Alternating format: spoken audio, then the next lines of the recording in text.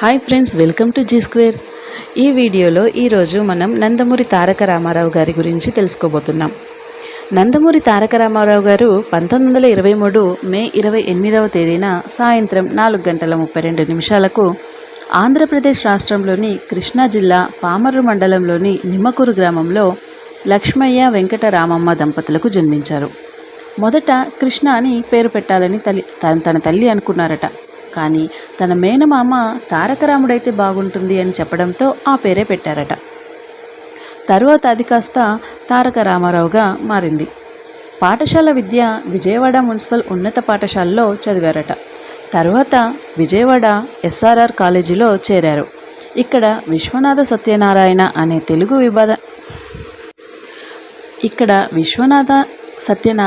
అనే ఆయన తెలుగు విభాగానికి అధిపతి. ఒకసారి రామారావు గారిని చూసి ఒక నాటకంలో ఆడవేషం వేయమని అడిగారట. అయితే రామారావు గారు తన మీసాలు తీయటానికి ససేమిరా అన్నారట. మీసాలతోటి నటించడం వలన తనకు మీసాల నాగమ్మ అనే పేరు తగిలించారట. 1942 మే నెలలో 20 ఏళ్ల వయసులో మేనమామ కుమార్తె అయిన బసవరామ తారకాన్ని పెళ్లి చేసుకున్నారట. వివాహో విద్యనాశాయ అన్నట్లు పెళ్ళైన తర్వాత పరీక్షల్లో 2 సార్లు తప్పారట. తర్వాత గుంటూరు ఆంధ్ర క్రిస్టియన్ కళాశాలలో చేరారు. అక్కడ కూడా నాటక సంఘాల కార్యకలాపాలలో చురుగ్గా పాల్గొనేవారట. ఆ సమయంలోనే నేషనల్ ఆర్ట్ థియేటర్ గ్రూప్ అనే నాటక సంస్థను స్థాపించి కుంకర జగ్గయ్య, ముక్కామల నాగభూషణం, KVS శర్మ తదితరులతో చేసిన పాపం వంటి ఎన్నో నాటకాలు ఆడారు. తర్వాతి కాలంలో ఆ సంస్థ కొన్ని చిత్రాలను కూడా నిర్మించింది. NTR మంచి చిత్రకారుడు కూడా. రాష్ట్రవ్యాప్త చిత్రలేఖన పోటీలలో అతను బహుమతి కూడా వచ్చిందట. ఆయన కుటుంబం గురించి అయితే తారక రామారావు గారు బసవతారకం దంపతులకు 11 మంది సంతానం. 11 మందిలో 7 కొడుకులు, 4 కుమార్తెలు. జయకృష్ణ, సాయికృష్ణ, హరికృష్ణ, మోహనకృష్ణ, బాలకృష్ణ, రామకృష్ణ, జయశంకర్ కృష్ణ కుమారులు కాగా లోకేశ్వరి, దగ్గుబాటి పురంధేశ్వరి, నారా భువనేశ్వరి, కంఠమనేని ఉమామహేశ్వరి కూతుర్లు. ఇక ఆయన చలనచిత్ర జీవితం ఏంటంటే, రామారావు గారు కాలేజీల్లో విద్యాభ్యాసం చేస్తున్నప్పుడు వారి ఆస్తి మొత్తం ఏవో కొన్ని కారణాల వల్ల హరించుకుపోయిందట. అప్పుడు యుక్త వయసులో ఉన్న రామారావు గారు జీవనం కోసం అనేక పనులు చేశారట. కొన్ని రోజులు పాల వ్యాపారం, తర్వాత కిరాణా కొట్టు, ఆపై ఒక ముద్రాలయాన్ని కూడా నడిపారట. ఆర్థిక ఇబ్బందులు ఉన్నప్పటికీ అప్పు మాత్రం చేసేవారు కాదట. రామారావు గారు 1947లో పట్టభద్రుడయ్యారు. తదనంతరం అతను మద్రాస్ సర్వీస్ కమిషన్ పరీక్ష రాసిన 1100 మంది నుండి ఎంపిక చేసిన 7గురిలో ఒకరిగా నిలిచారు. అప్పుడు అతనుకు మంగళగిరిలో సబ్ రిజిస్ట్రార్ ఉద్యోగం లభించింది. అయితే సినిమాలలో చేరాలనే ఆశ కారణంగా ఆ ఉద్యోగంలో 3 వారాల కంటే ఎక్కువగా ఉండలేకపోయారట. ప్రముఖ నిర్మాణ సంస్థ BA సుబ్బారావు NTR గారి ఫోటోని చూసి LV ప్రసాద్ దగ్గర చూసి వెంటనే NTR గారిని మద్రాసు పిలిపించి పల్లెటూరు పిల్ల సినిమాలో కథానాయకుడిగా ఎంపిక చేశారట. దీనికి గాను రామారావు గారికి 1116 పారితోషికం లభించిందట. వెంటనే అతను తన సబ్ రిజిస్ట్రార్ ఉద్యోగానికి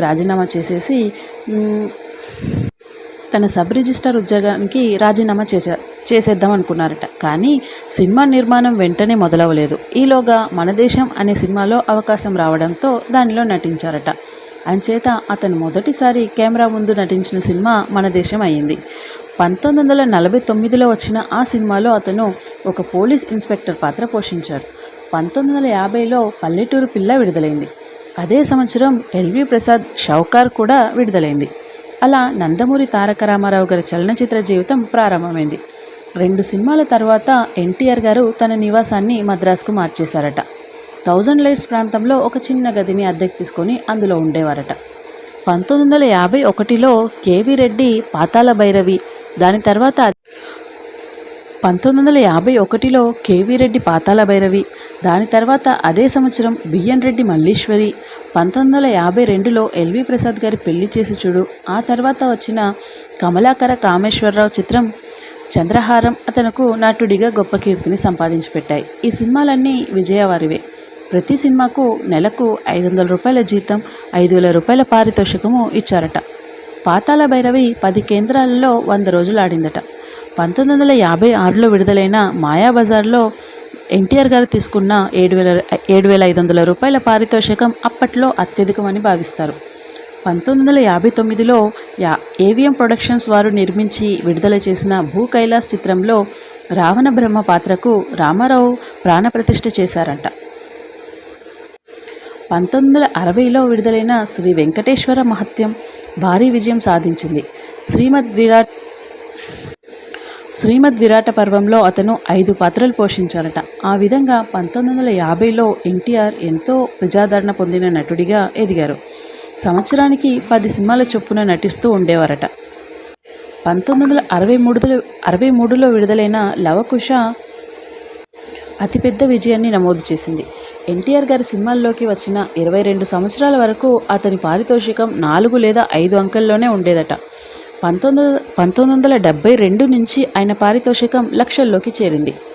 ఎన్టీఆర్ గారి దర్శకత్వంలో వచ్చిన మొదటి చిత్రం 1961లో విడుదలైన సీతారామ కళ్యాణం. ఈ చిత్రాన్ని తన సోదరుడు త్రివిక్రమరావు ఆధీనంలోని నేషనల్ ఆర్ట్ ప్రొడక్షన్స్ పతాకంపై విడుదల చేశారు. 1977లో విడుదలైన దానవీర సూరకర్ణలో కూడా అతను 3 పాత్రల్లో నటిస్తూ స్వయంగా దర్శకత్వం వహించారు. 1978లో విడుదలైన శ్రీరామ పట్టాభిషేకం సినిమాకు కూడా అతను దర్శకత్వం వహించారు. ఎన్టీఆర్ గారు నటించిన సాంఘిక చిత్రాలు అడవి రాముడు, యమగోళ గొప్ప బాక్సాఫీస్ విజయం సాధించాయి. 1991 ఎన్నికల ప్రచారం కోసం ఎన్టీఆర్ గారు నటించి దర్శకత్వం వహించిన బ్రహ్మర్షి విశ్వామిత్ర 1990లో విడుదలైంది. ఎన్టీఆర్ గారి క్రమశిక్షణలో చాలా ఖచ్చితంగా ఉండేవారట. గంభీరమైన తన స్వరాన్ని కాపాడుకోవడానికి ప్రతిరోజు మద్రాస్ మరీనా బీచ్లో అభ్యాసం చేసేవారట. నర్తనశాల సినిమా కోసం అతను వెంపటి చిన్నసత్యం గారి దగ్గర కూచిపూడి నేర్చుకున్నారట. వృత్తి పట్ల అతని నిబద్ధత అటువంటిదట. కెమెరా ముందు ఎన్టీఆర్ గారు తడబడిన దాఖలు లేవని చెబుతుంటారు. ఎందుకంటే అతను డైలాగులను ముందుగానే కంటతా పట్టేసేవారట.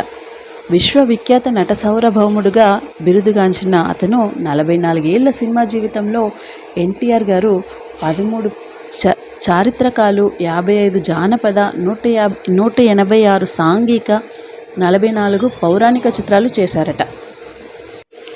1968 భారత ప్రభుత్వం చేత పద్మశ్రీ అవార్డు అందుకున్నారట.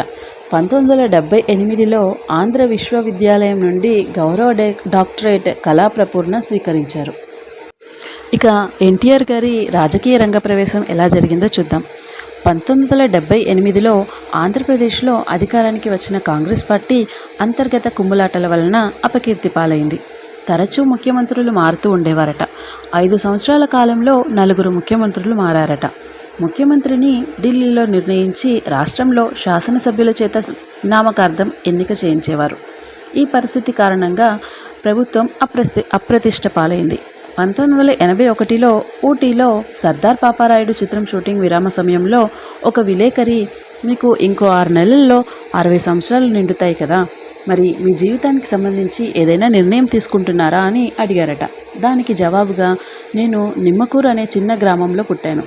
తెలుగు ప్రజలు నన్ను ఎంతగానో ఆదరించారు. వారికి నేనెంతో రుణపడి ఉన్నాను. కాబట్టి నా తర్వాతి పుట్టినరోజు నుంచి నా వంతుగా ప్రతి నెలలో 15 రోజులు తెలుగు ప్రజల సేవ కోసం కేటాయిస్తాను అని చెప్పారట. అతను చేయబోయే రాజకీయ ప్రయాణానికి అదే మొదటి సంకేతం అని చెప్పుకోవచ్చు. అప్పటి నుండి ఎన్టీఆర్ గారు తాను నటించవలసిన సినిమాలు త్వరగా పూర్తి చేశారట.